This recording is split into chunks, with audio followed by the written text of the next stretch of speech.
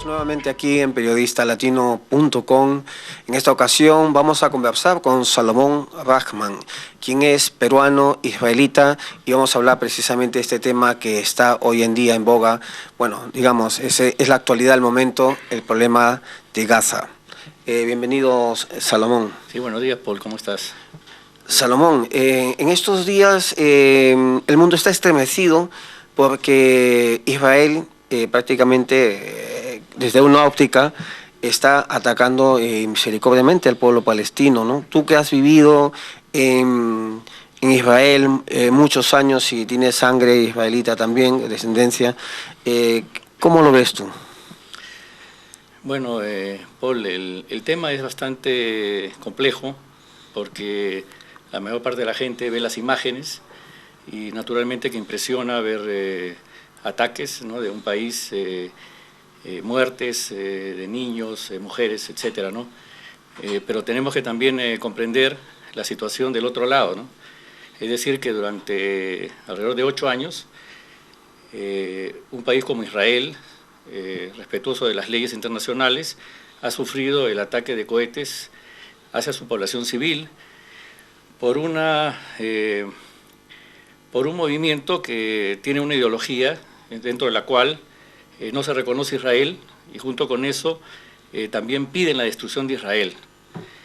A través del tiempo se han logrado llevar adelante acuerdos de paz con Egipto, con Jordania, y son acuerdos vigentes y que felizmente contribuyen a una mejor relación entre árabes y israelíes.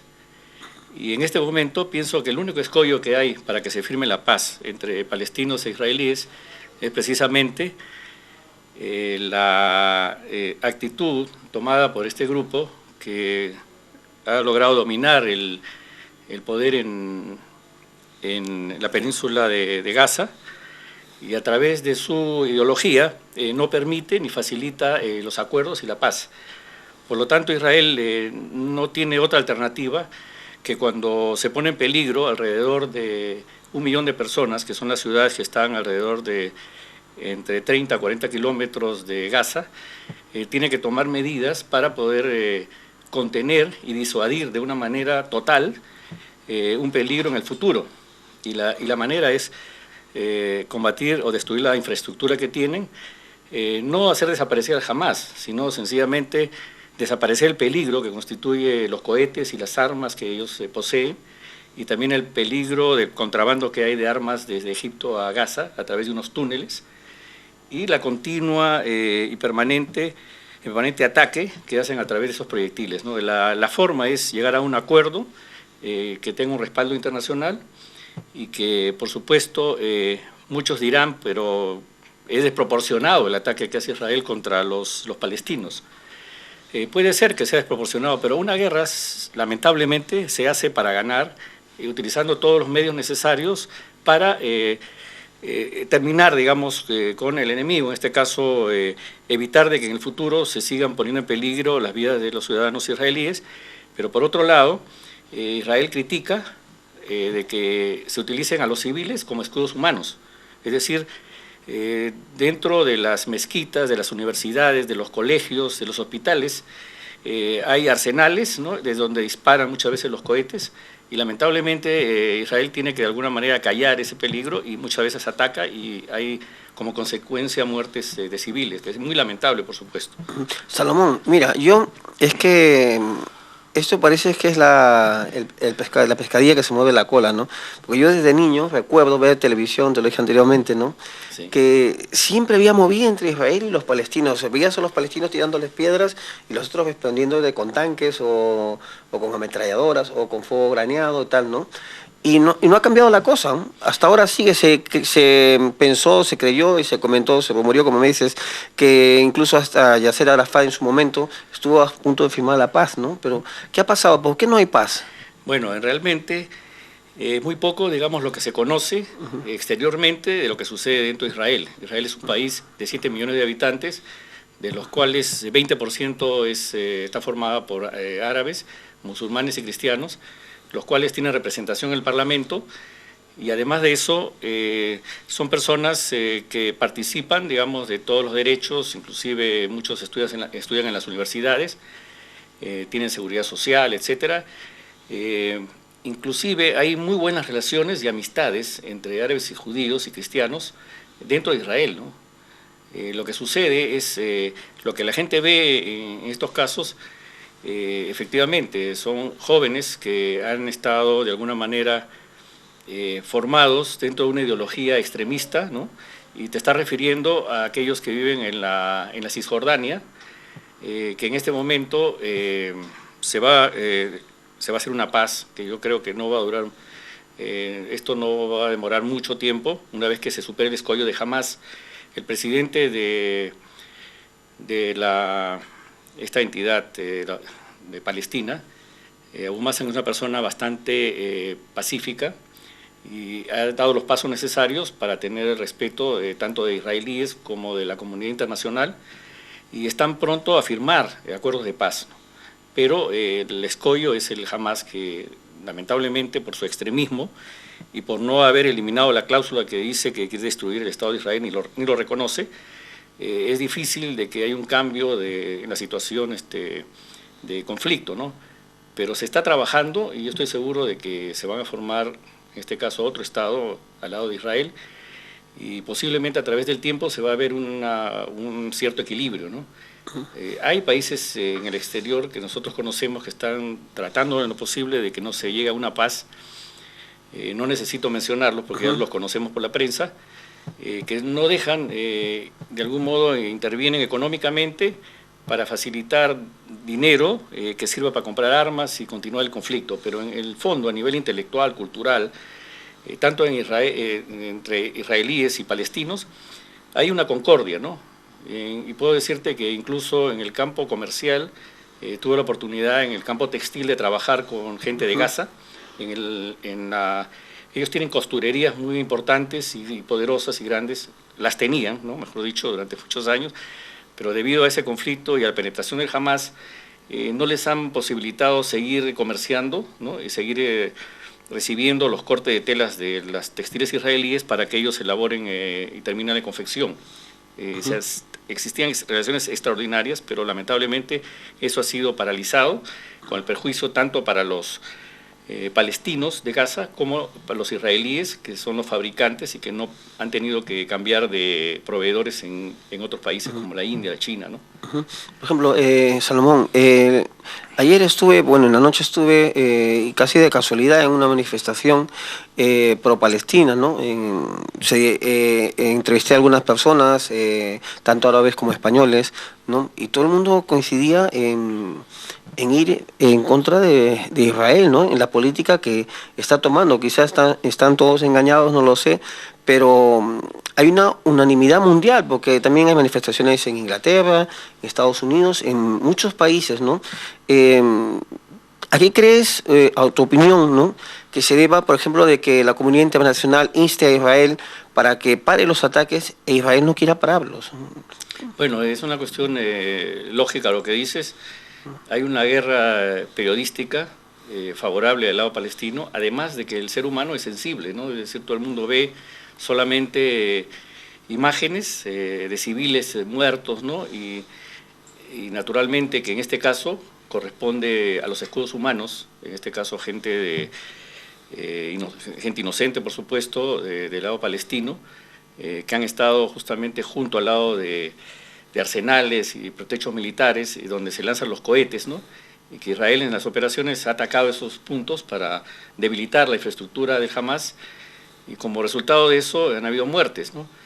Pero Israel, si hubiera utilizado totalmente su armamento, hubiera pues producido miles y miles de muertes. Es decir, el sistema militar que tiene Israel de la aviación es exacto y muy preciso, pero es inevitable que hayan consecuencias, precisamente cuando al propósito se ponen a veces elementos civiles dentro de lugares peligrosos, ¿no? Y quería mencionar que uno de los comandantes del Hamás fue avisado de algún modo, junto al resto de personas, para que abandonaran los edificios, ¿no? y que no quiso, por su ideología extremista, no quiso salir del lugar, ¿no? Es decir, él murió, pero los israelíes avisan muchas veces con altavoces y con panfletos a través de los helicópteros para que la gente abandone determinadas áreas urbanas y muchas veces no los dejan ir. Es decir, los dejan, quieren que se queden ahí, ¿no? Y se tiene como escudos, ¿no? Como escudos, sí. Y de algún modo pues se tiene que tratar de superar esa etapa, ¿no? Y no me extraña que la reacción humana sea en el sentido de favorecer, entre comillas, al débil, ¿no? En este caso, el Hamás, que aparece como la víctima, ¿no? Pero si estamos hablando de un país democrático frente a un grupo terrorista que es reconocido por digamos, por Europa y me parece por Naciones Unidas, se tiene que considerar que hay una diferencia y hay que analizar, investigar más el tema, no solamente basarse en la información periodística que puede servir a uno de los lados, sino tratar de investigar y saber realmente, como por ejemplo, qué dice la Carta Fundamental del Hamás, ¿no? Es decir, todo el historial, todos los odios contra no solamente los judíos, todo aquel que no profese su religión y también miembros del Rotary, de los Leones, de la masonería, es decir, ellos están en contra de todo aquello que no sea el Islam, ¿no? Entonces hay que entender de que es un movimiento extremista y que Israel no puede, digamos, poner en peligro a su 1.000.000 de habitantes que está dentro del radio de 30 a 40 kilómetros en que los cohetes caen y destruyen, ¿no? Pero, perdona, es que yo lo que iba era precisamente a que siempre hay resoluciones de la ONU durante tantos conflictos que han habido, siempre hay países, por ejemplo ahora como Sarkozy de Francia, que está intentando que se pare el ataque, pero Israel nunca escucha. O sea, cuando hay una resolución de la ONU, ni caso. O sea, y es el único país, digamos, ¿no? Y ya no hace falta los reportes periodísticos, que tiene como licencia para matar. O no, sea, es que yo ¿no? te voy a Puede hacer ser una un poco aclaración, fuerte, Paul, pero así es como se ve, ¿no? Paul, te voy a hacer una aclaración, ¿no? Por encima de las decisiones internacionales, que muchas veces están manipuladas por el número de países, ¿no? Acordémonos que Israel es un país relativamente joven, de 60 años, pero no tiene, digamos, y no ha desarrollado vamos a decir, una red de aliados, ¿no? Es decir, en cambio los países árabes son numerosos, ¿no? Y por lo tanto, de algún modo tienen también petróleo, tienen intereses económicos que de algún modo influyen en las redes de información, en CNN y en otros, que eso creo que pesa en el momento que se transmite la información. Pero Israel sí respeta y es un país democrático y se basa en las resoluciones de Naciones Unidas, pero cuando está en peligro su gente y está nada menos que amenazado 1.000.000 de personas, Israel no va a pedir permiso a Estados Unidos o a la Unión Europea para disparar un tiro. Israel, como dicen las leyes de la guerra, y creo que Colin Powell escribió algo al respecto, la guerra está para ganar y hay que tener la fortaleza, ¿no?, aplastante y decisiva para vencer al enemigo, ¿no? Uno no puede, por guardar el principio de la proporcionalidad, disparar un tiro contra otro, no, uno tiene que ir y ganar, y en este caso proteger a su población, ¿no? Ahora, no es cierto que todos estén en contra. Estados Unidos tiene una opinión, dice que nunca ha sido consultado sobre el asunto, Israel no le ha pedido ayuda ni consulta. No, pero Estados Unidos siempre brinda su apoyo y veta cualquier resolución contra Israel. Ha adoptado Israel. una posición, considera que Israel está con todo el derecho de defenderse, ¿no? Y también el presidente actual de la Unión Europea, que es de origen checo, también reconoce de que Israel efectivamente tiene derecho a defenderse, ¿no? Pero ¿qué pasa? Que ellos han investigado y estudian todos los documentos y todos los antecedentes que son muy importantes. A través de la prensa, cuando se da un mensaje, no se puede conocer realmente una cantidad de detalles que son fundamentales. Y la historia del Medio Oriente es muy compleja. Sí. Entonces hay que investigar, hay que estar conociendo realmente los pormenores para saber el por qué un país democrático, que es un ejemplo en ciencia, en desarrollo tecnológico, y en todos los campos, que incluso coopera con los países de América Latina y otros países del mundo, ¿por qué razón en un caso determinado como es el de seguridad actúa de manera violenta, ¿no? O sea, hay que preguntarse por qué. La razón es por conservar, digamos, la seguridad de su gente. Y no hay otra forma de hacerlo, lamentablemente, ¿no? Entre las preguntas que estuve haciendo anoche precisamente a personas tanto españolas como árabes, una chica decía, ¿no? Pero es que estas no son sus tierras, están en nuestras tierras. y ellos tienen que irse, ¿no? Nosotros lo que estamos haciendo es reclamar nuestras tierras, nos tienen ocupados, ¿no? Algún día nos liberaremos. Bueno, eso fue su proclama, ¿no? ¿No? No, mira, ¿Cuál es la razón de todo? En ese aspecto yo pienso de que ya hay resoluciones tomadas por las Naciones Unidas en la tierra, desde el año 47 en que vino la partición. Se establecieron dos estados, uno árabe, que fue Jordania, y otro, era Transjordania, y otro estado que es el Estado de Israel, y fueron aprobados por la mayoría, ¿no? A partir de ese momento quedó una determinada área que no se definió, ¿no? Y esa es la área de Cisjordania, y es donde se creará seguramente el Estado palestino, ¿no? Como verás, en ningún momento vas a encontrar a una persona del pueblo judío, de los 13 millones que hay en el mundo, que va a ir en contra ni de los árabes, ni en contra de nadie, porque todo el mundo quiere vivir en paz. O sea, Israel, y en este caso el pueblo judío, quiere de que haya una estabilidad en la zona, que haya un Estado, que exista vecindad, ¿no? Y armonía en las relaciones, así como hay con Egipto y con Jordania, y tácitamente hay con Siria y con el Líbano. Tácitamente, a pesar de la guerra que hubo hace muy poco, ¿no? Pero me refiero que la gente del Líbano ha quedado segura de que no quiere un conflicto más con Israel, ¿no? Es decir, que la labor de disuasión de la guerra del Líbano ha ocasionado que los pobladores, y no personas extrañas como es el Hezbollah, movimientos terroristas, ¿no? Se metan e influyan en este caso, ¿no? Es decir, todas las personas, si haces una entrevista a cualquier persona de origen israelita, todo el mundo te va a decir que quiere la paz y quiere que lo más pronto posible se firme un tratado en el cual se puedan convivir de todos los pueblos, ¿no? El pueblo árabe, judío, cristiano, porque no hay razón para que no se haga, ¿no? Y el interés de todos es de que haya la concordia y que haya el desarrollo, digamos, social, económico y cultural en general, ¿no? Salomón, para finalizar, quería hacerte una pregunta, tú como latinoamericano, con sangre también israelí, y que has vivido precisamente en este país, ¿cómo es la vida de los latinoamericanos por allí? Bueno, es una pregunta bien interesante. La mayoría de la población que vive en Israel es de origen argentino.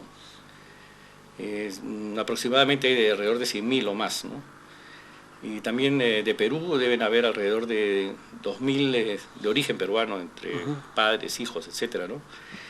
Pero están en su gran mayoría totalmente integrados a la marcha del país, viven y sienten, digamos, como un israelí cualquiera, tal vez con excepción de la gente mayor que ha ido ya con sus costumbres, claro, y que que ya ha ido no con sus costumbres, y que los lazos con Perú son extraordinarios. Hay una asociación que se llama Perú-Israel, dirigida por René Alalú en Israel, que busca justamente hermanar siempre las relaciones entre ambos países, ¿no? La menciono porque además de que ha sido un compañero del colegio, es una persona que trabaja siempre en el mejoramiento de esas relaciones, y junto con él se desarrollan otras tertulias, otras actividades bien interesantes, ¿no? Es decir, las comunidades funcionan, pero básicamente no se pierden las raíces, ¿no? Pero por otro lado la gente se integra a la realidad del país en que vive, ¿no? Lo mismo puede pasar con los inmigrantes peruanos o de otros sitios en España, ¿no? Finalmente se integran y son elementos productivos y desarrollan sus mejores potencialidades en favor del país en que están viviendo actualmente, ¿no? Pero se dan casos de bodas entre israelitas y latinos, ¿no? Sí, por supuesto. Sí. Pues nada, Salomón, muchas gracias por visitarnos aquí a Periodista Latino. Esperamos tenerte en otra ocasión y seguir quizá conversando sobre este tema o sobre otros temas que atañen a la comunidad latinoamericana aquí en España. Un mensaje de bienestar y de salud, progreso para todas las comunidades, y especialmente la comunidad que vivimos acá, la española, ¿no? Muchas gracias. Gracias a ti. Okay.